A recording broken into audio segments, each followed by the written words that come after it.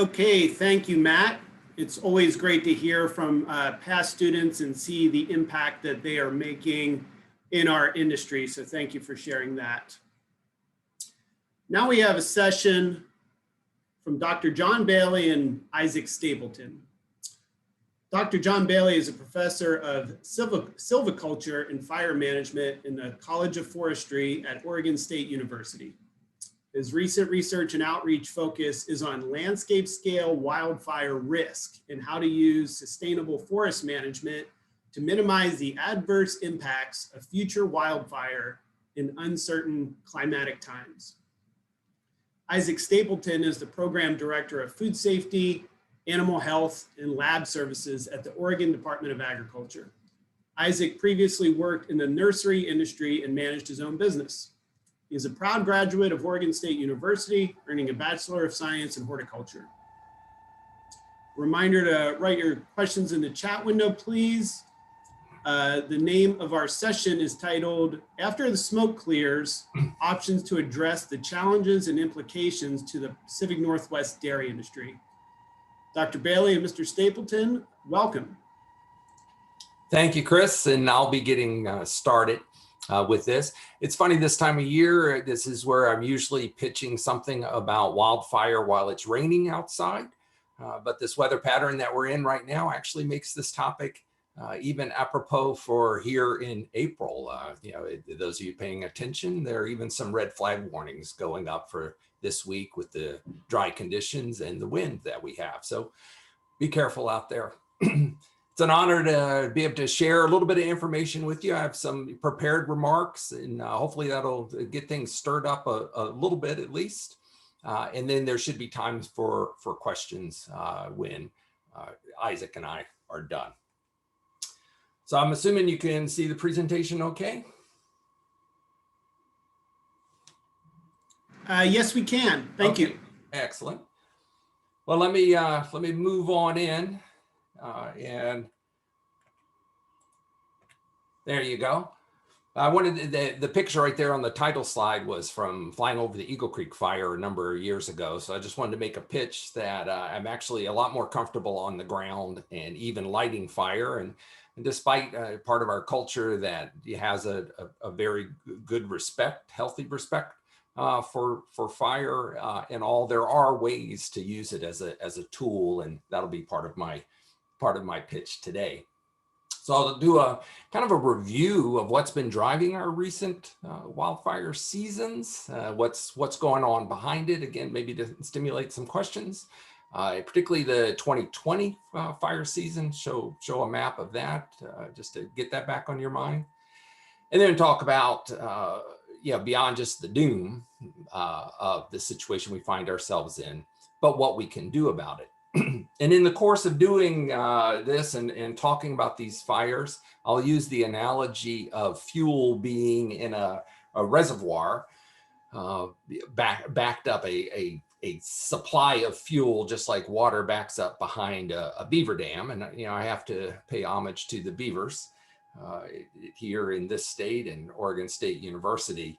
But in reality, the backlog of fuel that we have currently on our landscapes is much more like a huge reservoir than a small beaver dam.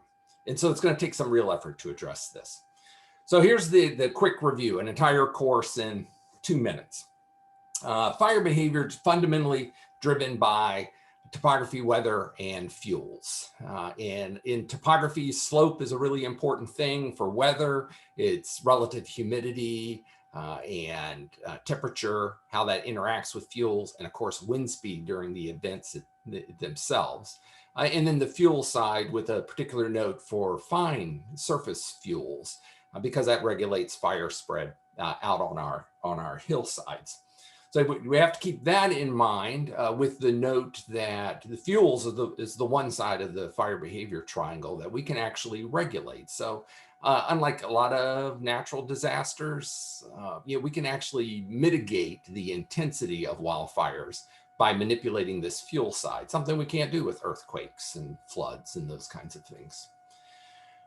We need to talk a little bit about this historical role of fire. It's, since the dawn of time, fire has been, since we've had oxygen on this planet, and is fundamental to the evolution of species, including the evolution of the human species, and the ability to use fire to cook food. And for in this part of the world, Oregon, since the last glaciation, 12,000 or more years ago, fire has been a fundamental part of the ecosystem. Both natural ignitions and our Native American ancestors actively used fire as a tool. And we know this from a whole variety of sources of information, from soils and lake sediments and that kind of thing. But one of my favorite, of course, as a forester, are the scars left on trees. And if you can see the image, those are dates that indicate when fire passed this one particular tree. Given the beauty of annual rings and cross dating and some great statistical algorithms and all, we can look at a whole lot of these cross sections and match the years up and get a really good sense for how fire spread through the landscape. This is a ponderosa pine piece of wood, and pretty regularly for hundreds of years, and we think from lake sediments, thousands of years going back. Fire was coming through ponderosa pine ecosystems a couple times per decade, Douglas fir ecosystems a couple times per century. So fire was a real normal part of these ecosystems. With the Euro-American settlement into different parts of Oregon, starting as early as 200 years ago, we really interrupted that pattern of fire coming through the landscape. And these kinds of fire scars recording on trees show that, as well as other sources of evidence. And when we turned off that faucet, when fire stopped coming through so regularly, and we were grazing a lot of animals, and there was a certain style of forest management and just human settlement that interrupted the flow of fire across the landscape, it really started changing the forest out there. And so the daily, weekly, monthly, annual growth of all this vegetation really started to accumulate, and has. And so not only, therefore, do a whole lot of acres have more fuel on them than they've ever had, those acres are more connected than they have ever been. We've created structural forest types and species compositions that actually have never existed before. And fire exclusion has been a big part of that, along with human development. And so this has allowed that just the fuel hazard to develop. And then when we multiply that basic hazard by the probability of it catching on fire and the values that are at risk, then that's what gives us the risk calculations that we have. And then we have to bring in climate change over the last few decades. Our fire seasons are just much longer now. It's warmer, and it means fuels are drier. It means our resources are stretched thinner. And so when they do catch on fire and start propagating, the intensity is much higher. They're burning hotter and faster, and flame lengths are taller. And that has more severe impacts on the various ecosystems that it burns through, and of course our human communities as well. So that's Dr. Bailey, sorry I could interrupt you for a second. Can you turn your video back on? It was accidentally turned off, and have a request to turn your video back on. Oh. Can't do it, that's okay. There you go. Yeah, I'm not sure how that happened. I must have bumped the keyboard or something. No problem. Thanks so much. That's fine for the interruption. So that's kind of the story, and what's gone on and what has happened out here. And here's the pattern, the kind of acreage that you've seen. We don't quite have the numbers for 2020 yet, but it was a record year, and our 3 record years in Oregon have been in the last 4 years. We had 1 year off. So this coming year, I don't know, maybe it'll be a slow year, or maybe it'll be a big year, but it's pretty easy to, looking at all of these projections around fuel and climate and humans and ignitions, that this is only going to get worse generally over time. It's hard to say which years will bite us, but generally the trajectory is there until we change this whole system. It's just going to increase. So brace yourself for that. And 2020 around Labor Day was just an example of that, when we had a number of large fires going with an east wind event and those kinds of things. I won't dwell on that news story. So how do we get out of this? We come back to the fuel side of the fire behavior triangle, and we start managing those fuels, and it can tie into a number of different efforts to restore resiliency and resistance to both our natural ecosystem, many forested ecosystems. The land management objective will be to have them in a more fuel limited natural case, but also our forest plantations, our rangeland conditions, our human communities and all that kind of stuff. We just have to be more cognizant of the fuel and the fuel levels out there, and the inevitability that these areas will burn. And so we want to think about, when they do catch on fire, how are they going to burn? What's going to be the intensity and severity when they do burn? And so that's going to feed into proactive restoration efforts, which will include mechanical work, but also prescribed burning, igniting fires under more favorable, moderate weather conditions, particularly to consume those fine surface fuels. And that will limit the intensity and spread rates and the severity of these events when we do have high wind, hot conditions, and our resources are strapped and we're trying to battle wildfire. And the only way to get into the right ball game is going to be to do thousands and tens of thousands of acres rather than hundreds of acres as we currently do. So it's a real challenge to the forestry professionals and rangeland professionals to turn this corner and do a substantial amount more of proactive treatment, so that we'll be better able to respond when the landscapes actually catch on fire. And part of that effort, of course, is extension, outreach, basic education for the professionals that we're turning out, these kinds of opportunities to talk to the public and answer questions and move these issues forward. And so Oregon has a new fire extension program and some resources here that would be available for anyone that's interested in thinking about their own land and their own property and that kind of stuff. You could also look at firewise.org, a private website that can guide you for how to protect your own property and buildings and those kinds of things. So with that, thank you, and I'll stop sharing and turn it over to Isaac. Thank you, Dr. Bailey. John.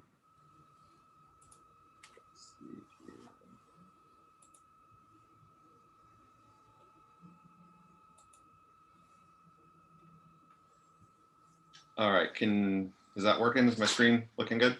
Looking good. Excellent. You see it. All right. Yeah, I thought I'll continue this conversation and talk a little bit about, from an ODA's perspective, the fires from last year and our emergency response efforts and the various resources that we do have.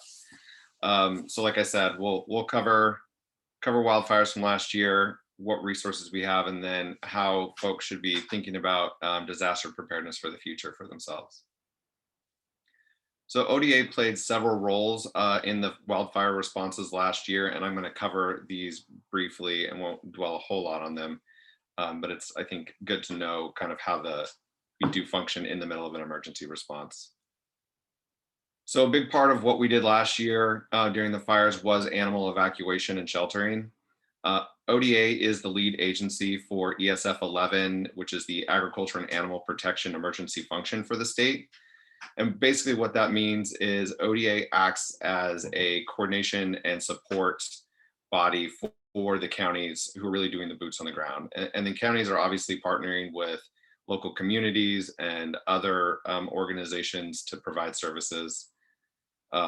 During those fires, there were 39 shelters set up in 23 different counties. A lot of counties just stepped up, even though they didn't have fire declarations, and provided sheltering capacity for those animals coming out of those fire zones. So that really couldn't have been done without lots of community support.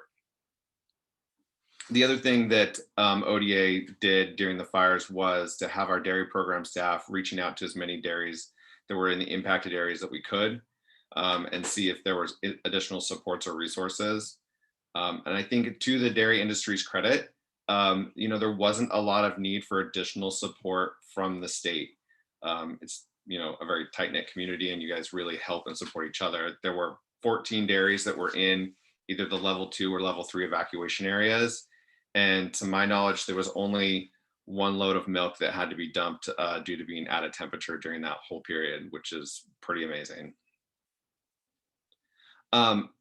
Another big part of our emergency response is our state vet. He acts really as the lead incident commander during emergencies, and there's certain responsibilities that can come along with that, or tools. And one of those is requesting additional resources from our federal partners. So the counties can request resources or support from the state, and we in turn can request support from our federal partners. And we did do that. We asked USDA to send a team here to help coordinate securing feed for animals, as well as handling any potential livestock losses and carcass removal. Another thing that we organized with the help of OSU Extension was the distribution of around 250,000 masks for ag workers who were dealing with the smoke in the middle of harvest. So we partnered with OSU as well as National Guard to get those resources distributed out. And then, as the fires were winding down, we shift into recovery efforts and support in that side of it. And a lot of that came down to working with local partners on stream bank protections as we moved into the rainy season to reduce that erosion and runoff. And as well as, obviously at our director's level, there's that higher level response and recovery for from the Economic Council, looking at supporting those communities that were heavily impacted by the fires. So, what resources or tools does the agency really have? What are our functions? And these are a few here, and I'll go through those. We have within the agency the animal health program, which is under my portfolio. And within that group, we've got the state vet, as I had already mentioned. We've got 2 district vets, an avian health coordinator, a commercial feed specialist, some office staff, and our lab technicians. And this program's existence is really for infectious disease and prevention control, but it also serves as our main emergency response function in any emergency that comes. So whether it's a natural disaster like we saw with the fires, or an animal disease outbreak in our state. We do have some actual physical resources that we can deploy. So we have 4 sheltering trailers that are stationed throughout the state that we can deploy to counties in need in the middle of a disaster. Sometimes this happens obviously in the fire situations or in flooding situations also. We have 2 disease response trailers, portable corrals and chutes, euthanasia and disposal equipment if it comes to that, particularly in disease outbreaks where we have to depopulate animals. And then our 2 field veterinarians that get deployed out. The other piece that makes a lot of our emergency response possible is our overt team. Some of you may be familiar with that group, and I'll talk about them as well. They're very important. So overt consists of, and I guess I should explain what that is, Oregon Veterinary Emergency Response Team. And it's a group of volunteers, about 75 trained vets and vet technicians that have signed up for the program that help us assist in any disease or emergency outbreak that happens. And they did play a role in the fires. We didn't have to officially deploy an overt team of vets to the shelters, but many of the overt vets who volunteered to provide vet care at those shelters for the injured animals coming in. One of the things that we do have as part of this is trainings once or twice a year. Obviously this last year with the pandemic, we weren't able to hold those because they're typically in-person trainings doing some hands-on disaster preparedness work. So hopefully we hope to get back to those this year. We'll see. And then we also have a bill currently that I believe passed this week with unanimous support out of the House, which is House Bill 2033, which would make it easier for us as a state to deploy a vet technician on behalf of the state as technically like an employee. We have that ability for vets, we can deputize them, and this bill makes that process easier. And I'll talk about why on the next slide. So back in 2018, we received a request from California to send a response team down there to help them with their devastating fires from the Paradise Fire. So they needed additional relief teams for their sheltering that continued on much longer than what we dealt with up here this year. And we were easily able to deputize vets and send them on behalf of the state. They act as an agent of the agency, but it was really hard to send a vet technician. We had to be creative about how we did that to make sure they were all covered under insurance and things like that. So the House Bill 2033 fixes that. We're also planning for the future. In the current governor's recommended budget, we have a new position, which is the emergency coordination position. And that position would really work across all programs and industries within the agency and the state to develop disaster preparedness plans with counties in correlation with various industries. So for example, in the dairy industry, really looking at what the dairy industry needed specifically in terms of disaster response support. So we're hoping that that one makes it through the budgeting process for sure. Because as you saw, our animal health team, which is really our emergency team, is very small. And so we do certainly would appreciate the additional capacity there. So let's shift into talking about disaster preparedness and thinking about your various operations and what you can be doing to plan for the future. We don't really obviously know where the next disaster or emergency is going to come from. It can look like a lot of different things. I'm sure, a year and a half ago, nobody considered a global pandemic and the impacts that it was going to have on our economy and our industries. And that's something that we're living through now. But it can be a lot of different things. It can be a foreign animal disease. Obviously, this program function is to prevent that and stop it whenever it pops up in our state, but it's a possibility. Are there, other things, bioterrorism, earthquakes, flooding, wildfires, and that's going to depend, what might impact your operation depending on where it's located. Other areas may be more prone to fires than floods and vice versa. So when looking at the operation, look at what your weak points are that you could easily address now. What's essentially the low-hanging fruit, and then plan for those longer-term fixes that are going to take additional resource needs that maybe you've got a budget for. What's your water sources or backups? We saw this summer with roads being closed due to fire evacuation areas. Do you have alternate routes to get trucks in and out to haul milk, things like that? And so when you're putting together your disaster plan and response, this is kind of a list of things, not obviously all inclusive, but things to consider as you start putting, pen to paper for the various scenarios that you may be facing. So emergency relocation of animals. Do you have an alternate spot if you had to evacuate? Do you have alternate milking locations or an agreement set up with another farm where you could transfer a herd? Things like that. Obviously planning for supplies, 5 to 7 days of food for both the animals and for people if you're cut off. We saw obviously a scarcity of food and obviously toilet paper this last spring.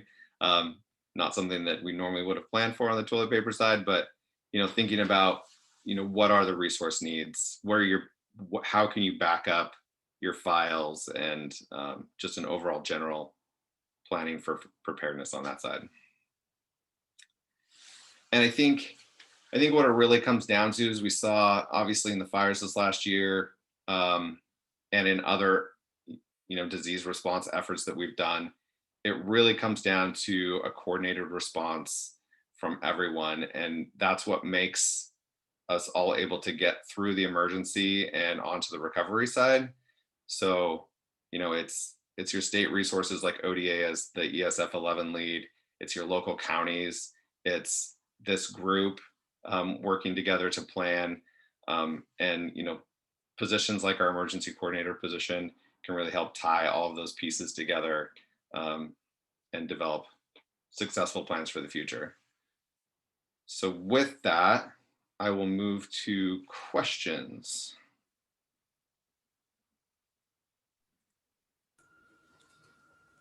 Thank you, Isaac. I appreciate both yours and Dr. Bailey's presentation.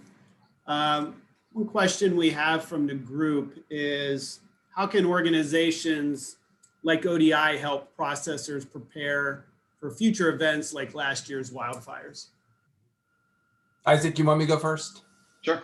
Yeah, that question has a reference in about legislative actions in the governor's office as well. And so, yes, be involved in that. And, I think that this, the whole wildfire situation that we have, disasters in general, is definitely something that, different industries and everybody basically can rally behind to proactively address. So the legislation is there and being considered now, and so be involved at that level. But I would also encourage people to be involved locally in land management collaboratives.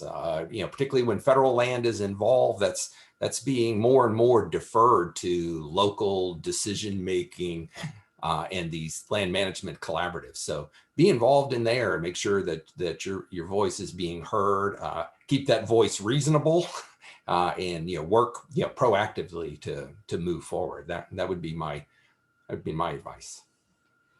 Yeah, I think, John, you're absolutely right in terms of engaging on that legislative process and being involved for those future planning. I would also say that, working closely with the department on whatever disaster or planning needs that the organization feels is important to the dairy industry, so that we can help connect and be that bridge between county levels, and obviously connect with the various counties and find out what stage of disaster planning they've done. Some have done more than others, and some really haven't started the process. So, getting them to think about the needs of the dairy industry and planning for future disaster needs is important.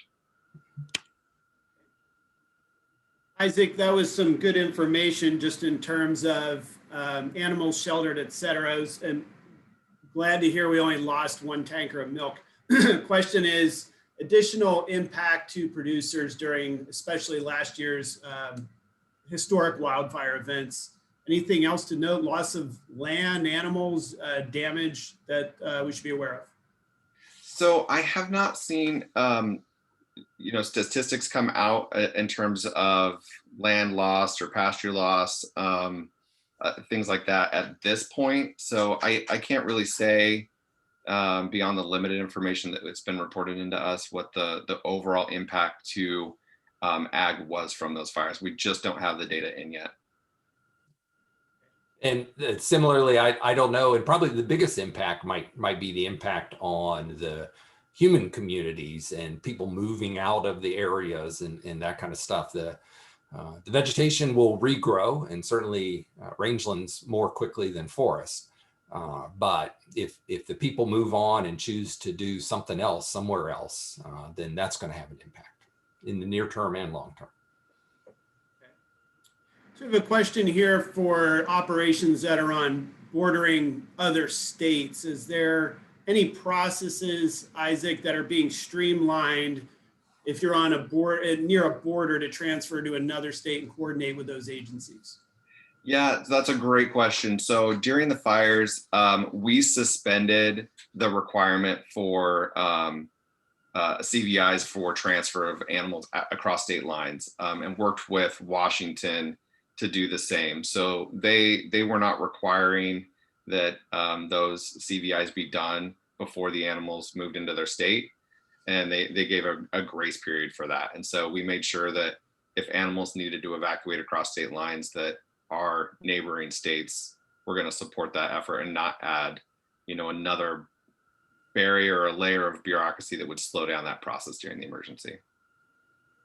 That's And great to pretty hear. standard for a lot of responses like this. We work very closely with our neighboring states on things like that.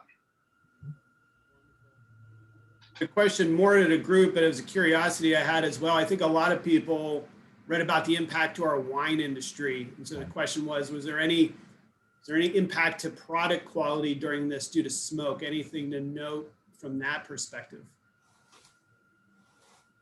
Yeah, I didn't hear any, and yeah, certainly the smoke taint with the wine industry was a concern. We did reach out to FDA in terms of product, but impacts from smoke, whether that's cheese or whatever, and they did not have any direct concerns relating to smoke in terms of food safety concerns of product. And I'm not aware of any other quality issues that would have arisen. Dr. Bailey, you talked a bit about proactive clearing, prescribed burns, things of that nature. You mentioned we're currently doing hundreds of acres and we need to do thousands or tens of thousands. So how are we doing in terms of scaling up for that task? That seems like a big lift. It is a big lift. We're doing an excellent job of talking about it. And we have for a good 10 years or so. But despite federal and state efforts and putting money towards this, it is a complex issue. It's going to involve public and private, cooperation and collaboratives. A lot of acres don't get done unless there is some market for the materials coming out, whether that's chips or the biofuel, bioenergy. So this is a big tanker to turn. It's going to take those kinds of investments, probably some subsidies in the near term, some major retooling of certified burn bosses and a workforce to do the prescribed burning part, some policy changes about prescribed fire during site prep, following large scale clearing, clear cut kind of harvest, particularly on industry land, but also underburning for small woodland owners or the federal land base. So there's just a lot of inertia and a lot of things. We've been talking about it. We've modeled it. There's good science behind it. We've got the tools to do it. It's going to take a force and a commitment to start implementing it. More to come there. Thank you for sharing that. Isaac, we had a question. Again, this kind of in an emergency. If a farm had a fire and had to move quickly to another address that wasn't currently grade A, how quickly could someone get that farm permitted in that situation? So that's a great question. Obviously, it'd be a case-by-case basis, but that's really what our dairy program staff are on the ground and ready to respond in the emergency. So we work closely with obviously our federal partner, the FDA, to make sure that we can get that done. We have, 37 total food safety staff that are able to respond and move in those emergency situations. And so I'm fairly confident that we could get somebody up and running very quickly in that situation, especially in that emergency situation. Wonderful. Another question here on the risk of animals consuming ash fallout from fires. What can you tell us about that potential risk? Oh, that's a good question. I'm not entirely sure if I am the best person to answer that. I'd probably want to defer that to our state vet and have him comment on the health of the animal impacts. I guess, to the point of the question, does a fuel source matter? And I would imagine yes. If it's grassland or trees, or if it's a tire factory next door that's on fire, and so there's going to be a difference. Yeah, barn or house or that kind of thing. Yeah. And that speaks a lot to this more proactive approach and everything, is if we can moderate fire intensity and severity and burn fewer tires and houses and all those kinds of things in the process, then all of the ash, all of the regrowth, the ecological processes, the economic impact, all of it is so much better if we could do a better job getting in front of this locomotive. Absolutely, agree 100%. Well, I want to thank you both for your input on these important topics. Certainly, I think we hope we have a better year this year, but certainly we expect to see more of the same. So hopefully this is something that we can get ahead of. But thank you both for your presentations. Yeah, thank you. Very welcome.